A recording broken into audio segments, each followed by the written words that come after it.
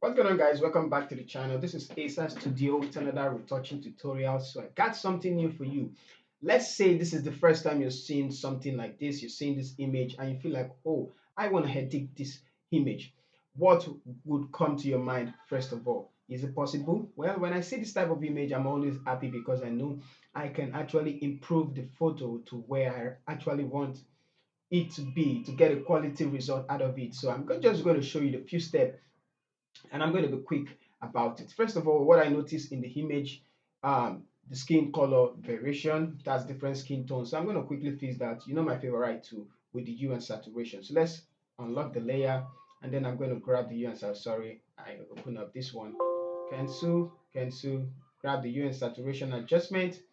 Yep. And then I'm going to click on this end tool. And because I want this red part to look more like the neck, or whichever one you want, I'm just going to select that place and increase the hue, and we can see the color variation it's having. Okay, so now I'm going to increase the slider or bring it back to select just this green part alone and catch this side. You can see where I catch. Okay, so now I'm going to make this 0 and then we fix by increasing the slider so until it looks like the down part. So I'm gonna leave it somewhere around. This is too much, right? This is too much. So somewhere around, let's say, yeah, this is fine. So I'm gonna hit the red button. I mean the cancel button. Okay. Pick the brush to black, say foreground color, and let's remove it from the side. Okay. So I'm gonna be fast with this one. And now, if you want to add a blushing back, of course, she's blushing. So let's add the blushing back. I'm going to decrease the hardness and then the flow. I'm going to take it back to, let's say, somewhere around 2 or 3. Increase brush size. And this is how I'm going to do it. I'm going to turn it off white. You see? So I need it somewhere around the cheek. So let's turn it back on. And then we paint with X. Press X to activate the white as foreground color.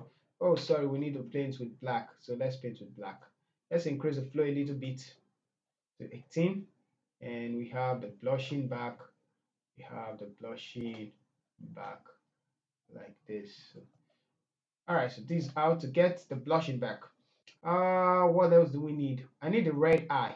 So I'm gonna bring it down and bring back the red eye back, the red eye back, and this one as well. So the birds. So the image just look, real.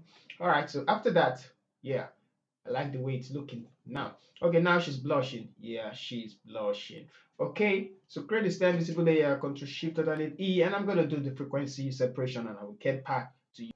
So I just did a quick rough work. So this is my frequency separation. I'm gonna name it frequency separation and hit enter. So this is what we have before and then after.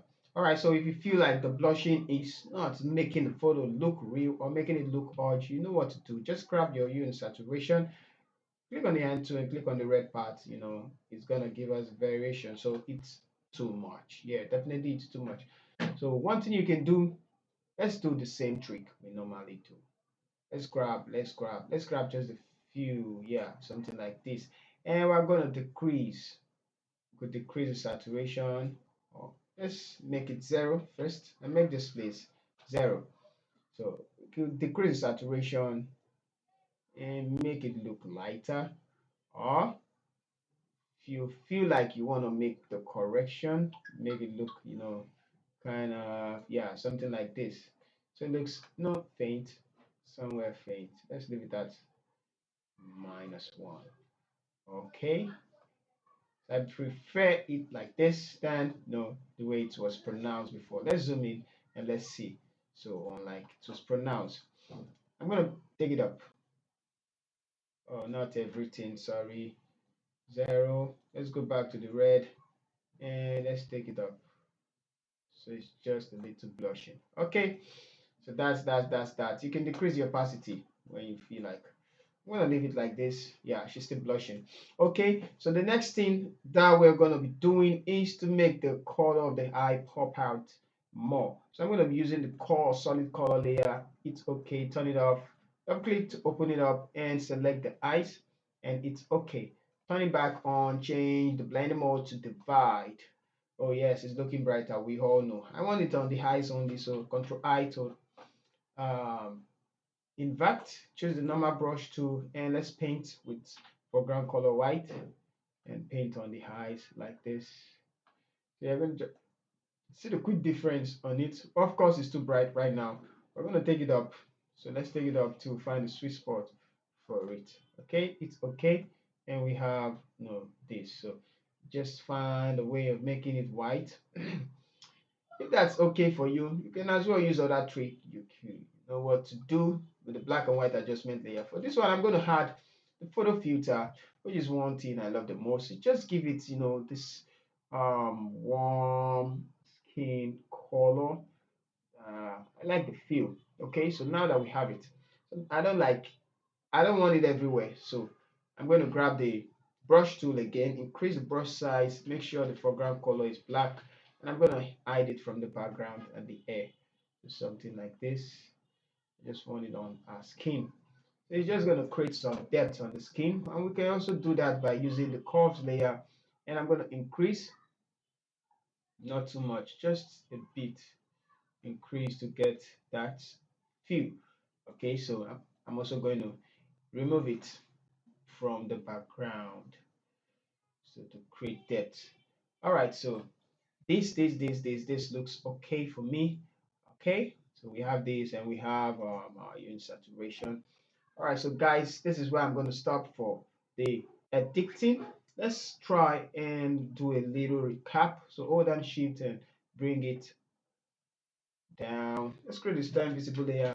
I can as well do dodging and burning, and some other color grading. So here we go. This is before and then this is after. This is before and then this is after. If you feel the yellow is too much, you can go ahead and just grab the hue and saturation again, because I like using it for the skin tones. Grab the side, increase. So we got the yellows here. We got the yellows, so the red.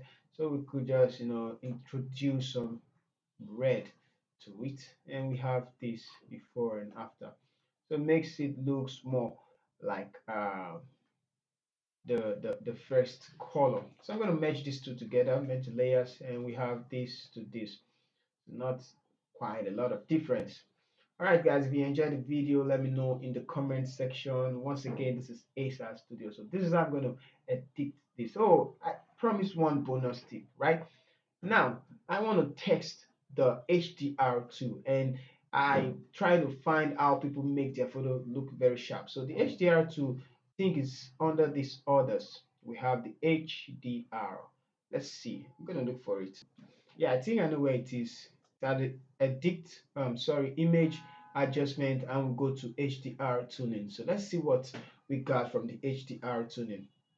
You say HDR is going to flatten the image. Do you want to proceed? I'll say yes. I want to proceed with that. Let's see how. Now we have a lot of option. We could local adaptation, this one, and eye compression and exposure. So we would use this one. No, it's gonna expose the image. So I found where the fault is. The truth is it's going to flatten the image, and flattening the image gives us the image we didn't really edit.